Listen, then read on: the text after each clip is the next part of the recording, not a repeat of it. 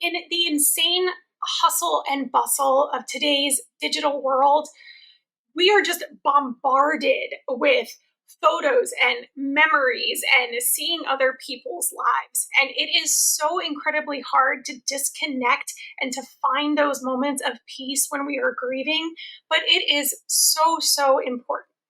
So today I am going to be talking to you about something that I hope does not make you clutch your phones in horror. You actually consider it for helping your grief, and that is called a digital detox. So we're going to talk about why they are so important and how they can help you simplify your life and help your grief. Stay tuned.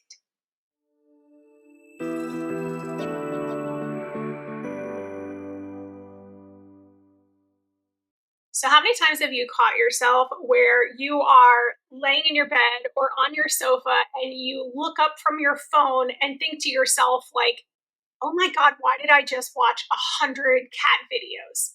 I know I have been there. It is so easy to get sucked down the rabbit holes and to spend time online that could be spent doing so many other productive things, even grieving. A lot of times, the digital world can kind of take you away and be an escape from the important work of grief.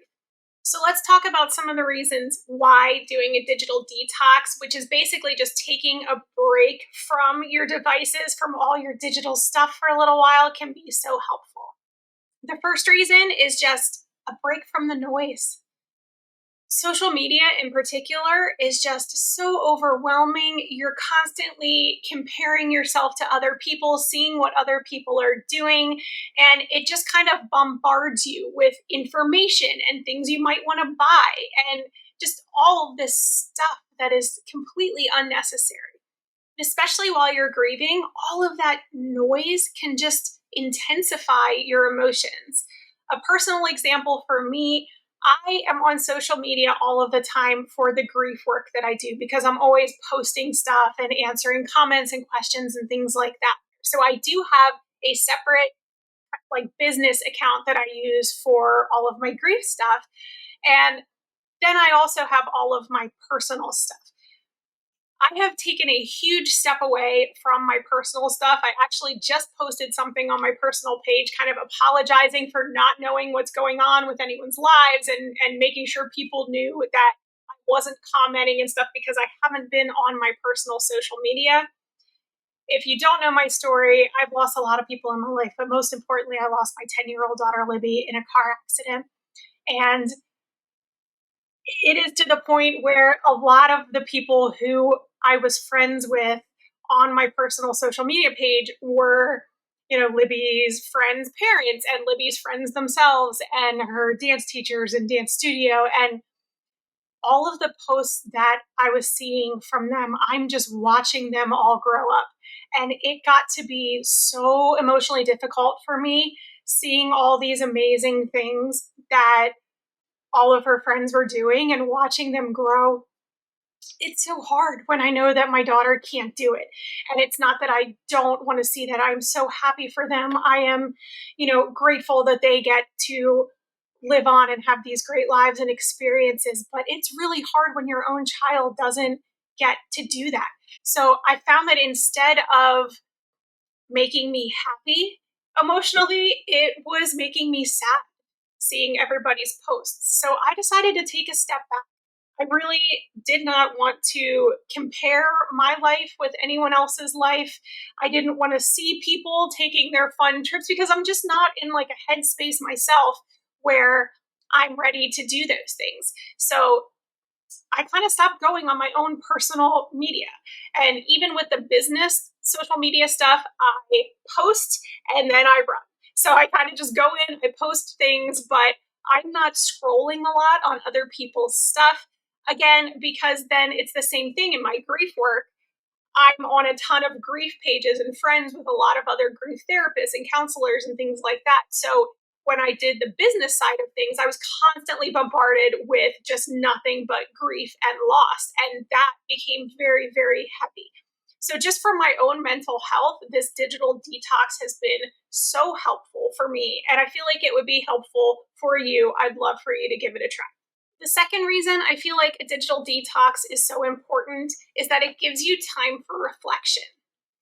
When you are grieving, it is so important to take that time to pause and to feel and to reflect on how you are doing, on what you're going through, on what state your emotions are in. And a lot of people use their digital stuff, whether you're playing a game on your phone or you're playing Wordle and you're going on social media and scrolling Instagram or whatever it is that you're doing, watching TikTok videos.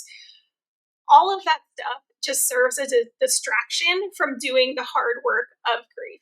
So a digital detox, while it might be kind of difficult at points because you can't just, oh, I'm having bad thoughts, I'm going to scroll through TikTok and watch a bunch of pointless videos. That is actually really important because it allows you to sit with those feelings and reflect on them and think on them and deal with them. And that is such an important part of moving forward with your grief. The third reason I think digital detoxes are super helpful is kind of going along with this whole slow living January that I've been talking about this month. And that is rediscovering more simple joys. I mean, how many times have you picked up a physical book and read that lately instead of just scrolling on your phone? How many times have you gone out and just taken a walk in nature instead of looking at your Facebook feed? Not having all of the digital stuff in our face and disconnecting for a while helps us kind of rediscover those quiet, simple things that people used to do and that we used to do before we had all the social media. All of those little simple things can be very therapeutic when you are grieving. The next reason I have talked about in previous videos on how to get more sleep when you're grieving, and that is when you put away the phones and you put away those electronic devices, it absolutely helps you get a better sleep. I'm the first one to admit I'm still working on this because I always listen to ASMR before I go to bed, but I do not watch the videos at this point. So I'll find the videos, I'll put them in a playlist, I'll put in my earbuds, but then I put my phone away. So I'm not looking at the screen. I'm just listening to the ASMR while I fall asleep. Even still, if you cannot do that, that's even better. But like I said, I'm human. I'm still working on it. Screens have definitely been proven to disrupt our sleep patterns. So it's really good for your sleep if you can kind of detox away from using your phone before you go to bed. And the last reason I feel like a digital detox can be so helpful is strengthening real world bonds.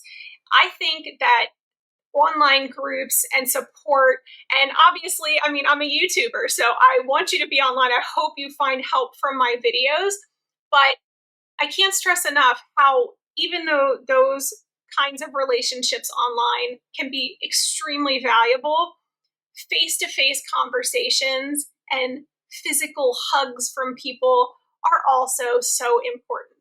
So a digital detox can be an opportunity for you to stop texting, stop calling, and actually get together with someone. Go for a walk, have coffee with somebody, just the chance to meet with someone face to face and get that good old fashioned people time. So if you're feeling a bit jittery about giving up all of your digital stuff, start small. I am all about the baby steps, especially when you are grieving. So pick a short amount of time, maybe a day, maybe a weekend. It does not have to be a big, long thing. I'm not asking you to get rid of your phone for a month or anything like that. I know I personally couldn't do that either. Pick a short amount of time. It's like dipping your toes in the water when it's really, really cold. Like you don't really want to do it, but you know you do want to get in the water, so you just sort of stick the toes in there to kind of get used to it at first. My second tip is give people a heads up. If you're someone who is on like Facebook or Instagram or wherever you're posting like all the time, just send out a quick post and say, hey, I'm not going to be online this weekend. I am detoxing. You might even have people that want to join you and you can do your digital detox together because everything's more fun with friends.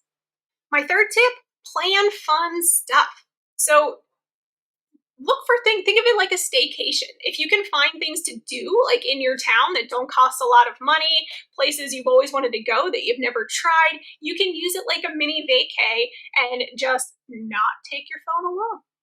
Next, cozy up your space.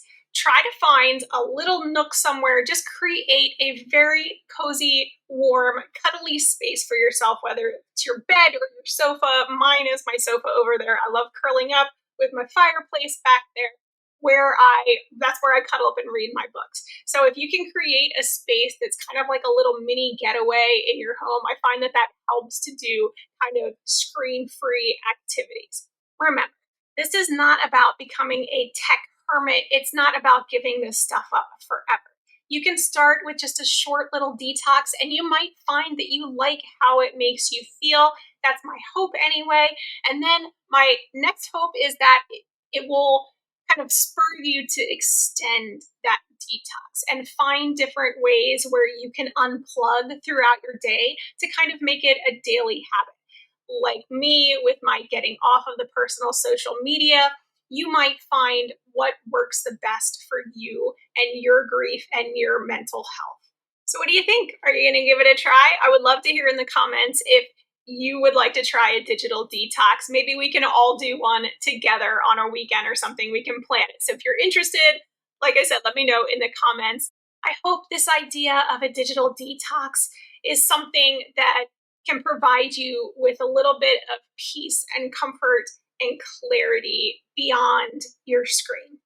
Just a disclaimer, I have nothing against cat videos, so if you have any good ones, you can leave links below because I'm all for a good laugh every now and then. It's all about moderation.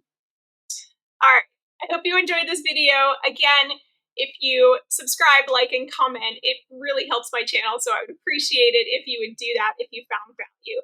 And I will leave videos here for you. There'll be the playlist that highlights all of the videos in this January series of simplifying your life and how that can help your grief, and then a link to my latest video in the series on the other side. I will see you guys next week. As always, sending love and hugs. See you later.